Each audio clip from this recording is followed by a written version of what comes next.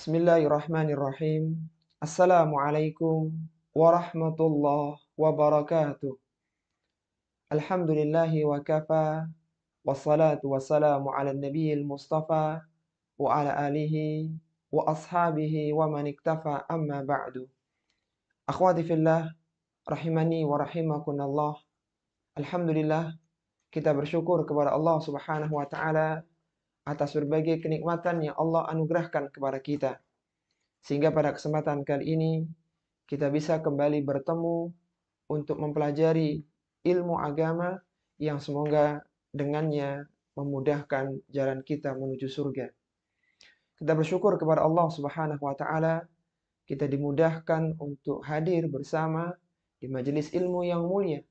Meskipun tempat berjauhan dan mungkin waktu ada perbedaan, tetapi dengan kemudahan dari Allah Subhanahu wa taala semuanya diberikan kemudahan sehingga bisa bersama mempelajari ilmu agama ini.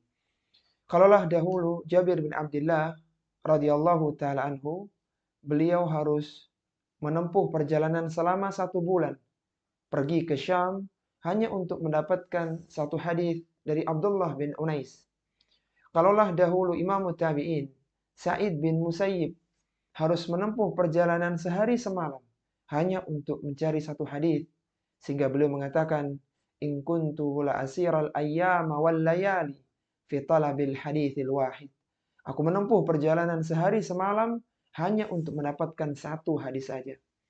Maka betapa nikmatnya zaman sekarang ketika seorang muslimah diberikan kemudahan untuk bisa mempelajari agama Islam dari tempat tinggalnya tanpa harus keluar, dan itu merupakan kenikmatan yang patut kita syukuri. Dan kita mohon kepada Allah Subhanahu wa taala semoga kita termasuk orang-orang yang bersyukur atas berbagai kenikmatan yang Allah anugerahkan kepada kita, karena tidak banyak hamba-hamba yang bersyukur kepada Allah Subhanahu wa taala. Allah Subhanahu wa taala menyebutkan dalam Al-Qur'an, wa qalilun min ibadiyas syakur, dan sedikit dari hamba-hambaku yang bersyukur. Akhwati fillah, rahimani wa rahimakunallah. Setelah kita menyelesaikan pembahasan di Kitabut Taharah, maka sekarang kita akan masuk di pembahasan Kitabus Shalah. Dan pembahasan Kitabus Shalah adalah salah satu pembahasan kitab yang terpanjang di pembahasan fikih muslimah. Di awal Kitabus Shalah ini, kita akan membahas tentang mawaqitus shalah, tentang waktu-waktu salat. Silakan bagi yang punya buku dibuka di halaman 36.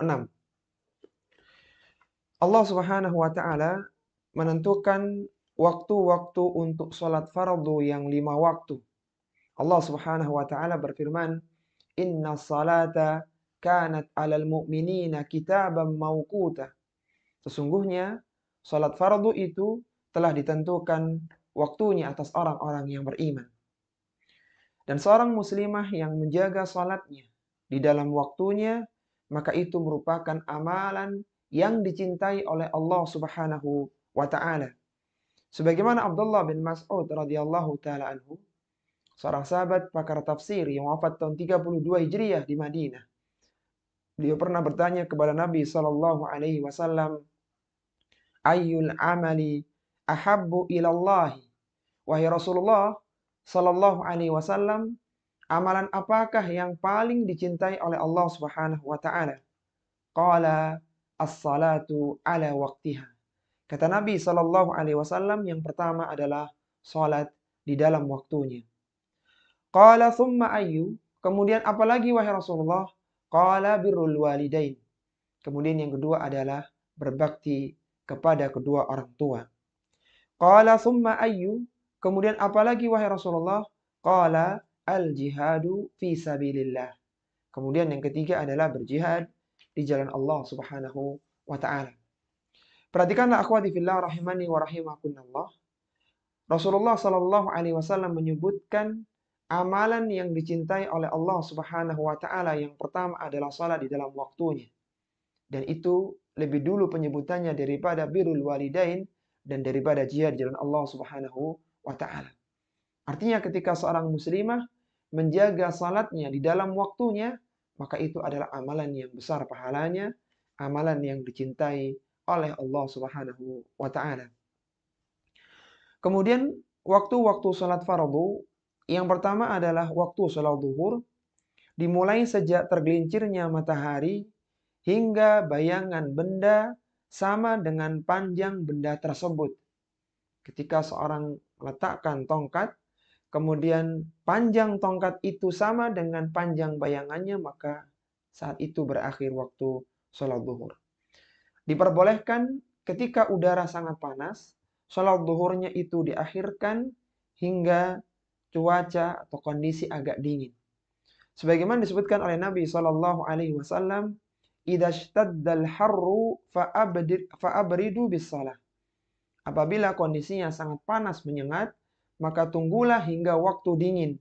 Fa inna shiddatal harri min fayhi jahannam. Karena sungguhnya panas yang menyengat itu adalah sebagian dari busan neraka jahanam.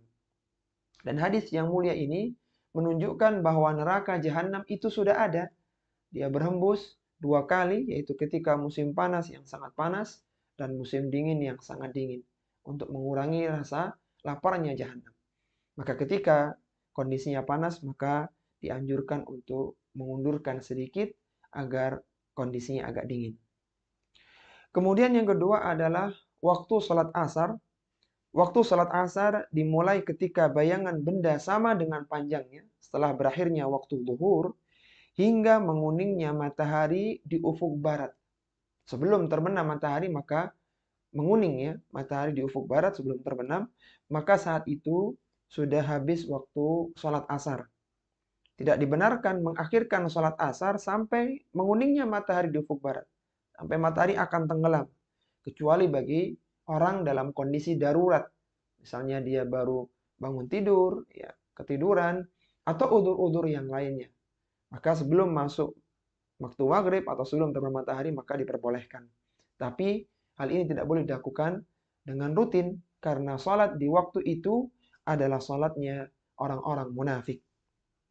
Sebagaimana Rasulullah Shallallahu Alaihi Wasallam pernah bersabda tentang orang yang mengakhirkan sholat asar hingga menguning matahari di ufuk barat. Rasulullah Shallallahu Alaihi Wasallam bersabda, "Tilka sholatul munafiq." Itulah sholatnya orang-orang munafik. Yajlisu yarkubu syamsu. Mereka duduk melihat matahari, menikmati matahari akan tenggelam. Hatta idza kana baina qarnai syaitan. Sampai ketika matahari berada di antara 2 tanduk syaitan, qama fanaqara arba'an la yadhkurullaha illa qalilan. Maka mereka segera bangkit dengan cepat, mereka mematuk dengan 4 kali patukan yang sangat cepat, la yadhkurullaha illa qalilan, dan mereka tidak mengingat Allah Subhanahu wa taala kecuali sedikit saja. Kemudian yang ketiga adalah waktu salat maghrib dimulai sejak matahari terbenam hingga awan atau mega merah di ufuk barat menghilang. Ketika matahari terbenam maka masuk waktu maghrib sampai hilangnya mega merah yang ada di langit. Dan dianjurkan segera melakukan salat maghrib, dimakruhkan untuk mengakhirkannya. Sebagaimana Rasulullah Sallallahu Alaihi Wasallam bersabda, "La tazalu ummati bi khairin." Au qala 'alal fitrati ma lam yuakhirul maghriba ila an tashtabikan nujum. Umatku akan selalu di dalam kebaikan atau selalu dalam fitrah selama mereka tidak mengakhirkan maghrib hingga bintang gemintang terlihat gemerlapan. Jadi ketika mega merah dari efek tenggelamnya matahari itu hilang, maka malam datang sehingga bintang gemintang pun akhirnya tampak. Kemudian yang keempat adalah waktu sholat isya. Dimulai sejak menghilangnya awan merah hingga tengah malam. Jadi begitu selesai waktu maghrib, maka masuk waktu isya. Sampai kapan waktu isya ini? Waktunya adalah sampai pertengahan malam. Dan pertengahan malam, cara menghitungnya adalah dihitung dari jarak antara waktu maghrib sampai waktu subuh. Kalau misalnya subuhnya jam setengah 5, kemudian maghribnya jam setengah 6, maka dihitung kemudian dibagi 2. Tengah-tengahnya itulah adalah waktu akhir dari sholat Isya. Semua ini dan dimakruhkan ya untuk tidur sebelum sholat Isya dan berbincang setelah sholat Isya, kecuali ada maslahatnya. Sebagaimana disebutkan dalam hadis Abu Barzah Al-Aslami radhiyallahu taala anhu, ia mengatakan kana yastahibbu an yuakhiral isya'a allati tad'una al-atamah. Rasulullah sallallahu alaihi wasallam biasa mengakhirkan salat Isya yang disebut dengan atamah. Wa kana yakrahu an-nauma qablaha. Rasulullah memakruhkan, membenci tidur sebelum salat Isya, wa haditha ba'daha, dan berbincang-bincang setelahnya. Berkata Syekh Abdurrahman Ibnu Shalih Al-Bassam rahimahullahu taala dalam kitabnya Taysirul Alam Syarah Umdatil Ahkam, dimakruhkan berbicara setelah sholat Isya sehingga tidak sholat malam dan tidak sholat subuh berjamaah. Akan tapi bukan berarti tidak boleh membicarakan ilmu yang bermanfaat untuk kaum muslimin. Jadi meskipun kita kajiannya ba'da Isya, maka ini diperbolehkan. Karena ini kita berbicara ilmu, apalagi tidak dilakukan secara rutin setiap hari. Yang utama adalah tidak tidur sebelum sholat Isya dan segera istirahat setelah sholat Isya. Kemudian yang kelima adalah sholat subuh. Fajar itu terbagi menjadi 2. Ada fajar kadzib dan ada fajar shadiq. Fajar kadzib adalah cahaya putih yang memanjang, menjulang, yang tampak di sisi langit. Kemudian cahaya itu hilang, diikuti dengan kegelapan. Sedangkan fajar shadiq adalah cahaya putih yang memanjang, yang melintang di ufuk timur dan semakin terang ketika matahari akan terbit. Jadi kalau fajar kadzib itu di atas biasanya, adapun fajar shadiq itu di bawah yang akan membelah antara pertemuan langit dengan laut kalau seorang berada di lautan. Rasulullah Shallallahu alaihi wasallam bersabda, "Al-fajru fajrani." Fajar itu ada 2. Fajrun yuharrimu ta'ama wa tahillu fihi shalah. Yang pertama adalah fajar yang diharamkan makan dan diperbolehkan salat subuh, itu fajar shadiq. Wa fajrun tahrumu fihi shalah ay salatus subhi wa yahillu fihi ta'am. Kemudian fajar yang kedua adalah fajar yang diharamkan melakukan salat subuh, belum waktunya salat subuh, tapi diperbolehkan untuk makan sahur, yaitu fajar kadzib. Dan waktu salat subuh itu dimulai dari fajar shadiq, fajar yang kedua, sampai terbitnya matahari. Sebagaimana Rasulullah Sallallahu Alaihi Wasallam bersabda, waktu salati subhi min tulu'il fajri ma lam yatlu'i syamsu. Waktu salat fajar, waktu salat subuh adalah sejak terbitnya fajar shadiq ma lam tatlu'i syamsu, selama belum terbit matahari. Selama belum terbit matahari maka salat subuhnya masih di dalam waktunya. Semua dalil tentang waktu-waktu salat itu terkumpul dalam hadis dari Jabir bin Abdullah dan hadis dari Abdullah bin Amru radhiyallahu taala anhuma. Nah, kita akan bacakan hadis Abdullah bin Amru yang menjadi dalil dari waktu-waktu salat yang sudah kita sebutkan. Rasulullah sallallahu alaihi wasallam bersabda, "Waktu zuhri idza zalatis syamsu." Waktu salat zuhur adalah ketika matahari telah condong ke barat, telah tergelincir ke barat. Wa kana dhillur rajuli katulihi. Dan bayangan seorang sama dengan panjangnya. Tergelincir sampai bayangan seorang panjang, bayangan itu sama dengan panjang bendanya. Malam yahduril asru, selama belum datang waktu asar. Wa waktul asri malam tasfar syamsu. Waktu salat asar selama matahari belum menguning. Wa waktu salatil maghribi malam yaghibis syafaq. Waktu salat maghrib itu dimulai sejak terbenam matahari hingga awan merah belum menghilang. Wa waqtu salatil isya'i ila nisfil lailil awsat. Waktu salat isya adalah setelah berakhirnya waktu maghrib sampai ila nisfil lailil awsat, sampai pertengahan malam yang pertama. Wa waqtu salati subhi min tulu'il fajri ma lam tatlu'i syamsu.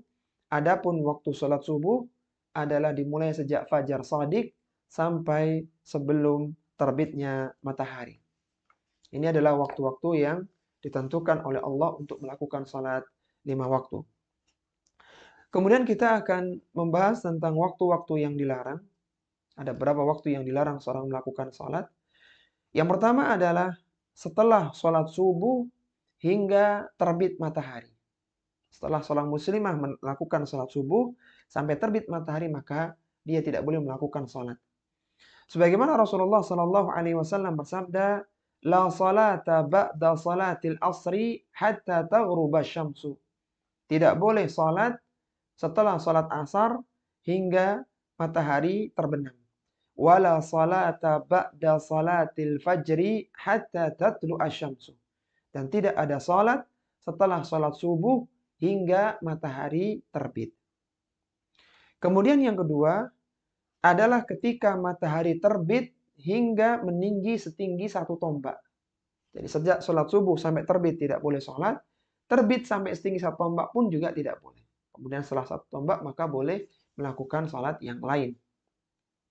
Yang ketiga adalah ketika matahari tepat di atas kepala hingga tergelincir ke arah barat. Ketika matahari di atas kepala kemudian tergelincir ke barat, ya, ke arah mau tenggelam, maka ini selama masih di tengah sampai belum tergelincir maka tidak diperbolehkan melakukan salat. Yang keempat adalah setelah salat asar hingga matahari terbenam. Ketika seorang muslim melakukan salat asar, maka dia tidak boleh salat lagi sampai terbenamnya matahari, sampai masuk waktu maghrib. Ini semuanya disampaikan oleh hadis dari Uqbah bin Amir radhiyallahu taala anhu.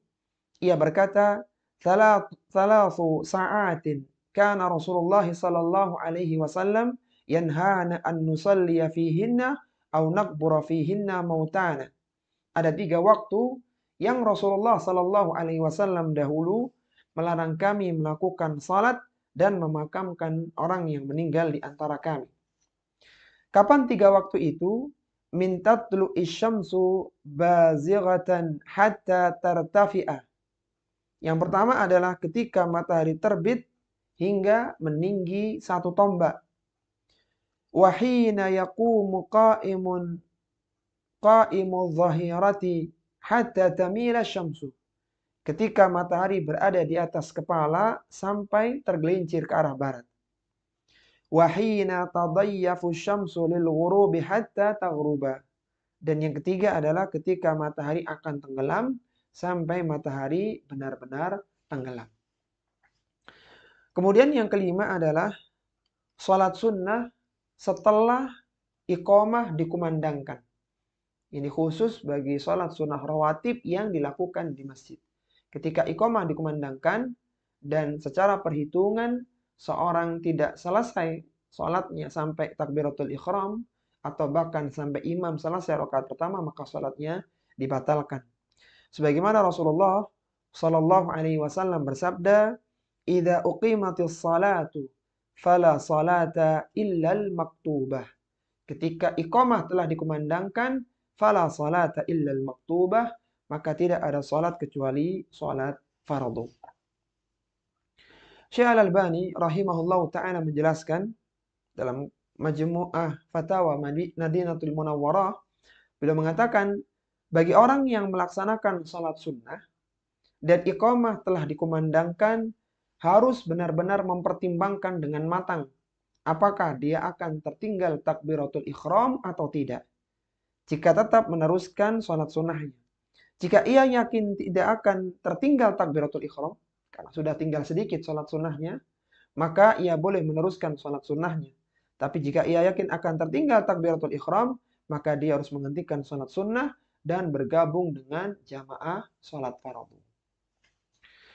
Jadi ada 5 waktu yang terlarang untuk melakukan sholat. Yang pertama sholat subuh hingga terbit matahari, ketika matahari terbit hingga meninggi 1 tombak, ketika matahari tepat di atas kepala hingga tergelincir ke arah barat, setelah sholat asar hingga matahari terbenam, dan sholat sunnah setelah iqamah dikumandangkan. Kemudian ada tempat-tempat yang dilarang untuk sholat. Secara umum, seluruh bumi boleh digunakan untuk sholat kecuali 3 tempat ini. Yang pertama adalah kuburan. Sebagaimana Rasulullah Sallallahu Alaihi Wasallam bersabda, "La tajlisu 'alal quburi wa la tusallu ilaiha." Janganlah kalian duduk di atas kubur dan janganlah kalian salat menghadapnya. Kemudian yang kedua adalah kamar mandi. Sebagaimana 2 tempat tadi dilarang oleh Nabi Sallallahu Alaihi Wasallam dalam sabdanya yang diriwayatkan oleh Abu Sa'id Al-Khudri radhiyallahu taala anhu, Rasulullah Sallallahu Alaihi Wasallam bersabda, "Al-ardu kulluha masjidun illal maqbarah wal hammam." Bumi semuanya adalah masjid, artinya bisa digunakan untuk salat, illal maqbarah wal hammam, kecuali kuburan dan kamar mandi. Kemudian yang ketiga adalah tempat penderuman onta atau di kandangnya onta. Dan para ulama telah bersepakat atas tidak dibolehkannya sholat di kandang unta, di tempat penderuman unta. Sebagaimana diriwayatkan dari Al-Bara' bin Azib radhiyallahu taala anhu, ketika Rasulullah ditanya tentang sholat di tempat penderumannya onta, beliau menjawab, "La tusallu fi mabarikil ibil." Janganlah kalian sholat di tempat penderuman onta. Fa innaha minasyayatin, karena unta kadang-kadang melakukan kelakuan seperti syaitan. Itulah 3 tempat yang dilarang seorang melakukan sholat di sana. Akan tapi ada beberapa yang dikecualikan, yang boleh seorang melakukan sholat di waktu-waktu yang terlarang khususnya. Ini ada pengecualian. Yang pertama adalah diperbolehkan sholat pada waktu-waktu yang terlarang tersebut untuk mengqadha sholat, baik itu sholat fardu maupun sholat sunnah. Ketika seorang ingin mengqadha sholatnya karena terlewatkan, maka dilakukan di waktu terlarang ini diperbolehkan. Sebagaimana Nabi Shallallahu Alaihi Wasallam bersabda, "Man nasiya salatan aw nama anha fakaffaratuha an yusalliha idza dzakaraha." Kata Nabi Shallallahu Alaihi Wasallam, barang siapa yang lupa atau tertidur hingga terlewatkan salatnya, fakafaratuha an yusalliyaha idza dzakaraha. Maka kafarahnya, qadanya adalah ketika itu dia mengerjakan ketika mengingatnya. Misalnya ada seorang muslimah yang dia tertidur salat subuhnya sehingga matahari terbit ya, atau tepat matahari terbit begitu. Maka dia tidak perlu menunggu sampai setinggi tombak, tapi langsung sholat ketika matahari terbit, qadha sholat subuh. Maka ini diperbolehkan. Yang kedua, diperbolehkan melakukan sholat-sholat sunnah yang memiliki sebab. Seperti sholat tahiyatul masjid, sholat gerhana, sholat sunnah wudhu, maka semuanya diperbolehkan. Sebagaimana yang disebutkan oleh Syekh bin Baz rahimahullahu ta'ala, yang benar bahwa sholat tahiyatul masjid dan sholat gerhana boleh dilakukan, bahkan disyariatkan. Karena sholat gerhana dan sholat tahiyatul masjid merupakan sholat yang mempunyai penyebab. Disyariatkan dilakukan pada waktu-waktu yang terlarang, misalnya setelah sholat asar, setelah sholat subuh, dan waktu-waktu yang lainnya. Misalnya ada seorang ummahat, dia sudah sholat asar di rumahnya, kemudian dia hadir di kajian ba'da asar di masjid. Maka ketika masuk masjid itu dia disunnahkan untuk sholat sunnah tahiyatul masjid. Bahkan sholat sunnah wudhu kalau dia barusan berwudhu kembali di masjid itu. Meskipun sebenarnya ini adalah waktu yang terlarang setelah sholat asar sampai terbenam matahari, tapi ketika ada sebabnya maka diperbolehkan. Yang ketiga adalah diperbolehkan melakukan beberapa sholat sunnah sebelum sholat Jumat, walaupun ketika matahari tepat di atas kepala. Ini bagi orang-orang yang ikut sholat Jumat di masjid. Sebagaimana Rasulullah Shallallahu Alaihi Wasallam pernah bersabda, la yaghtasilu rajulu yaumal jumu'ati. Tidaklah seorang laki-laki mandi pada hari Jumat, wa yatatahharu mastata'a min dhahri, dan dia bersuci dengan sebaik-baiknya, wa yudahhinuhu min duhnihi, dia menggunakan minyak wangi yang dia miliki, au yamassa min tibi baitihi, atau dia menggunakan wangi-wangian dari rumahnya, thumma yakhruju fala yufarriqu baina itsnaini, kemudian dia keluar dan tidak memisahkan dua orang yang sedang duduk, thumma yusalli ma kutiba lahu, kemudian dia salat sebanyak yang Allah tetapkan untuknya, thumma yuntasi thumma yansitu thumma yansitu idza takallama al-imam, kemudian dia diam ketika imam sedang berkhutbah, illa ghufira lahu ma bainahu wa bainal jum'atil ukhra, kecuali akan dihapuskan dosa-dosanya antara Jumat tersebut dengan Jumat yang lainnya.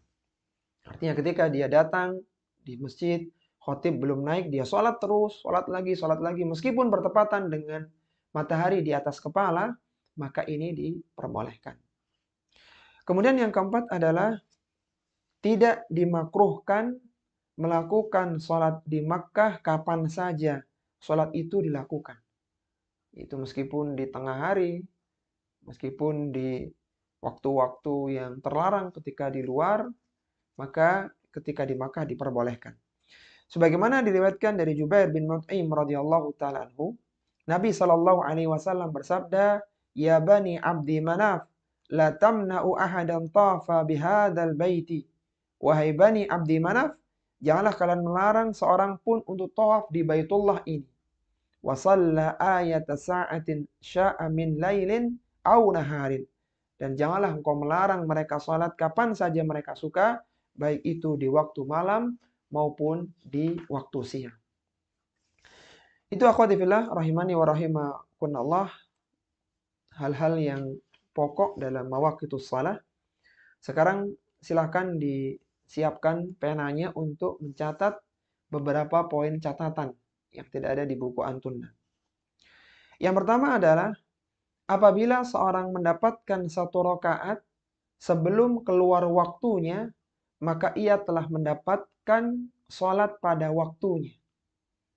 Tadi kita membahas di awal-awal kajian bahwa di antara amalan yang dicintai oleh Allah Subhanahu wa taala adalah as-salatu ala waqtiha. Salat di dalam waktunya. Yang jadi permasalahan adalah kapan batasan seorang dikatakan salat dalam waktunya. Maka yang benar, seorang dikatakan salat dalam waktunya apabila ada satu rakaat di salat itu yang masih dilakukan di dalam waktu salatnya. Meskipun rakaat kedua, rakaat ketiga, bahkan keempat sudah dilakukan di luar waktunya. Maka dia tetap dianggap salat di dalam waktunya. Sebagaimana Nabi SAW bersabda, "Man adraka minas subhi rak'atan qabla tatlu asy-syamsu faqad adraka subha." Barang siapa yang melakukan salat subuh satu rakaat sebelum terbitnya matahari, meskipun rakaat kedua setelah matahari terbit, faqad adraka subha, maka dia telah dianggap salat di waktu subuh. Wa man adraka rak'atan minal asri qabla an taghruba syamsu faqad adrakal asra. Barang siapa yang melakukan salat asar satu rakaat sebelum terbenam matahari, meskipun rakaat kedua, rakaat ketiga, bahkan keempatnya setelah matahari terbenam, faqad adrakal asra, maka sungguh dia telah mendapatkan waktu asar. Artinya dia dianggap sholat di dalam waktunya. Dari sini akhwati fillah rahimani wa rahimakumullah, kita bisa membuat strategi ya, ketika ada seorang muslimah yang dia bangun subuhnya agak kesiangan, atau asarnya hampir maghrib, atau yang lainnya, sholat duhur mau asar, maka usahakan rakaat pertamanya itu ringkas. Agak ringkas ya, kalau perlu misalnya tidak membaca surat pendek, kalau perlu ketika ruku subhana rabbiyal azim saja, ketika sujud subhana rabbiyal a'la saja ya, supaya satu rakaatnya masuk dalam waktunya. Ketika nanti rakaat kedua, rakaat ketiga sudah masuk waktu sholat berikutnya, sholat asar misalnya, atau sholat maghrib, atau sholat isya, maka tetap dianggap sholat di dalam waktunya. Kemudian yang berikutnya adalah Apabila seorang meninggalkan sholat karena alasan tertentu, maka ia harus menggantikan sholat tersebut dengan melakukan secara tertib, secara berurutan. Ketika ada seorang muslimah tertinggal beberapa sholat, maka yang dilakukan adalah tertib dari sholat yang ditinggalkan. Bukan dimulai dari sholat yang punya waktu, tapi diurut secara tertib. Sebagaimana diriwayatkan dari Jabir bin Abdullah radhiyallahu taala anhuma, anna Umar bin Al-Khattab hatta yaumu Khandaq ba'da an gharabati syamsu. Umar bin Khattab radhiyallahu taala anhu datang menemui Nabi sallallahu alaihi wasallam di hari perang Khandaq, yaitu di tahun 5 Hijriah, ketika matahari telah terbenam. Faja'ala yasubbu kufara Quraisyin. Maka dia mencela orang-orang kufar Quraisy yang menjadikan Umar tidak sholat asar waktu itu. Qala ya Rasulullah ma qaddu usallil asra hatta kadati syamsu taghriba. Kata Umar bin Khattab radhiyallahu ta'ala anhu, wahai Rasulullah, aku belum sholat asar sampai matahari terbenam ini. Qala Nabi sallallahu alaihi wasallam ma shallaituha. Kata Nabi sallallahu alaihi wasallam, aku juga belum sholat asar. Maka fakumna ila Badhan, maka beliau pun bangkit ya ke sungai, fawadda'a lis-salati wa tawadda'na laha, kemudian beliau berwudu dan kami ikut berwudu. Kemudian kata Jabir bin Abdullah, fasallal asra ba'da ma gharabati syamsu, kami salat asar setelah terbenam matahari, thumma shalla ba'dahal maghriba, kemudian setelah itu kami baru salat maghrib. Jadi Rasulullah sholat asar dulu baru maghrib, bukan maghrib kemudian asar. Secara tertib. Berkata Syekh Abdul Rahman Ibnu Shalih Al-Bassam rahimahullahu taala dalam Taisir Karim, dalam kitabnya Taisirul Alam Syarah Umdatil Ahkam, hadis ini merupakan dalil bahwa mengqadha salat itu dilakukan secara tertib menurut waktunya selama waktu yang hadir tidak sempit agar tidak yang tertinggal semakin banyak. Sehingga ketika misalnya seorang itu ketinggalan beberapa sholat, dan sholat yang punya waktu pun juga akan keluar, maka yang didulukan adalah sholat yang punya waktu. Misalnya ketika seorang itu belum sholat isya, dan sholat subuhnya sudah hampir terbit, maka dia sholat subuh dulu, kemudian baru sholat isya. Karena ketika dipaksakan isya dan subuh, maka isyanya keluar waktunya, subuhnya pun sudah di luar waktunya. Itu baru dilakukan yang punya waktu, bukan sesuai dengan tertibnya. Kemudian yang berikutnya, apabila seorang terlewatkan satu sholat wajib, lalu menemukan sholat jamaah, maka sholat bersama jamaah dengan niat sholat yang terlewatkan tersebut. Sebagaimana fatwa dari Syekh bin Baz rahimahullah ta'ala, yang disyariatkan bagi orang yang tertinggal sholat zuhur, tapi dia mendapatkan jamaah sholat asar, adalah dia sholat bersama jamaah yang sedang sholat waktu sekarang, itu waktu asar, dengan niat dia sholat zuhur. Kemudian ia sholat asar, setelah itu karena runtut di dalam sholat wajib adalah tidak gugur dengan ketinggalan, dengan kekhawatiran ketinggalan jamaah. Jadi misalnya seorang muslimah belum sholat zuhur, kemudian dia dapati masjid sholat asar, maka dia bergabung dengan jamaah itu. Imam sholat asar, dia niat sholat zuhur. Setelah selesai, maka dia menambah lagi 4 rakaat untuk sholat asar. Yang berikutnya adalah apabila seorang kehilangan akalnya karena usahanya, misalnya karena tidur, karena mabuk, karena dibius, yang ada ikhtiar, bisa diusahakan, maka wajib mengqadha sholat yang terlewatkan. Namun jika akalnya hilang dengan sendirinya tanpa usahanya, seperti tiba-tiba pingsan, misalnya dalam kondisi koma, maka tidak wajib mengqadha sholat yang terlewatkan. Misalnya, ada seorang muslimah, dia akan menjalani operasi, dan dia harus dibius, yang efek bius itu sampai sehari semalam. Karena hilangnya akal ini, dia tidak sadar dengan usaha, artinya ada ikhtiar di situ, maka selama waktu pembiusan yang dia tidak sholat, nanti ketika sadar, dia harus mengqadhanya. Karena hilangnya akal dengan usaha.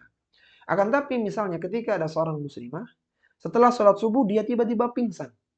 Dia sadar ketika masuk waktu Isya. Maka sholat zuhur, sholat asar, bahkan sholat maghribnya tidak perlu diqadha. Karena pingsannya ini di luar usahanya. Atau misalnya seorang ini koma ya, tidak sadarkan diri dalam beberapa hari, kemudian sadar, bahkan sembuh, bahkan normal, maka ketika koma ini di luar usaha dia, di luar kemampuan dia, maka sholatnya tidak perlu diqadha. Yang berikutnya adalah sholat yang tertinggal diqadha seperti tata cara aslinya. Seorang yang tertinggal sholatnya, kemudian dia qadha di luar waktunya, maka prakteknya seperti tata cara aslinya. Sebagaimana dikisahkan dalam kisah perang Khandaq dari hadis Abu Sa'id Al-Khudri radhiyallahu taala anhu, fa'aqama adh-dhuhra fa shallaha kama yusalliha fi waqtiha. Maka Rasulullah salat zuhur sebagaimana salat zuhur dalam waktunya. Artinya salatnya di waktu maghrib itu, salat zuhur itu sir, tidak dijaharkan. Tsumma aqama al-'asra fa shallaha kama yusalliha fi waqtiha. Kemudian beliau salat asar dan praktek salatnya seperti di waktu salat asar. Artinya salatnya sir meskipun dilakukan di malam, yaitu di waktu maghrib. Tsumma aqama al-maghriba fa shallaha kama yusalliha fi waqtiha. Kemudian beliau salat maghrib sebagaimana beliau salat di dalam waktunya. Misalnya, ada seorang muslimah yang dia tertidur dari salat subuh, kemudian dia baru bangun sekitar jam 7 pagi. Kebetulan anak perempuannya juga tertidur ya, sehingga akhirnya mereka sholat berjamaah. Praktek sholat berjamaah subuh ini dengan dijaharkan, meskipun dilakukan di jam 7 pagi. Itu sesuai dengan sholat dalam waktunya. Tapi kemudian yang terakhir, apabila seorang tinggal di daerah yang mataharinya tidak terbenam di musim panas atau tidak terbit di musim dingin, maka harus memperkirakan waktu-waktu berdasarkan daerah terdekat yang dapat membedakan waktu-waktu sholat fardu. Inilah akhwati fillah yang bisa kita bahas tentang mawaqitus shalah, tentang waktu-waktu sholat. Akhirnya kita mohon kepada Allah Subhanahu wa taala semoga kita dimudahkan dalam memahaminya, kita bisa menjaga sholat kita di dalam waktunya. Karena sholat di dalam waktunya adalah amalan yang dicintai oleh Allah Subhanahu wa taala. Sedangkan sholat di luar waktunya itu diancam bahwa dia adalah orang yang lalai dari salatnya. Sebagaimana Allah berfirman dalam Al-Qur'an, "Fawailul lil musallin alladzina hum an salatihim sahun." Celakalah orang-orang yang salat, yaitu orang yang lalai dari salatnya. Kata Al-Hafidz Ibnu Katsir rahimahullahu taala, di antara yang dimaksud dengan lalai dari salatnya adalah salat di luar waktunya. Semoga kita dimudahkan dalam menjaga salat-salat kita dalam waktunya, dan Allah menerima salat kita dan semua ibadah-ibadah yang lainnya. Mohon maaf kalau apabila ada hal yang kurang berkenan. Kita akhiri wassallallahu ala nabiyyina Muhammadin wa ala alihi wa sahbihi wasallam wa akhiru da'wana alhamdulillahi rabbil alamin. Wassalamualaikum warahmatullahi wabarakatuh.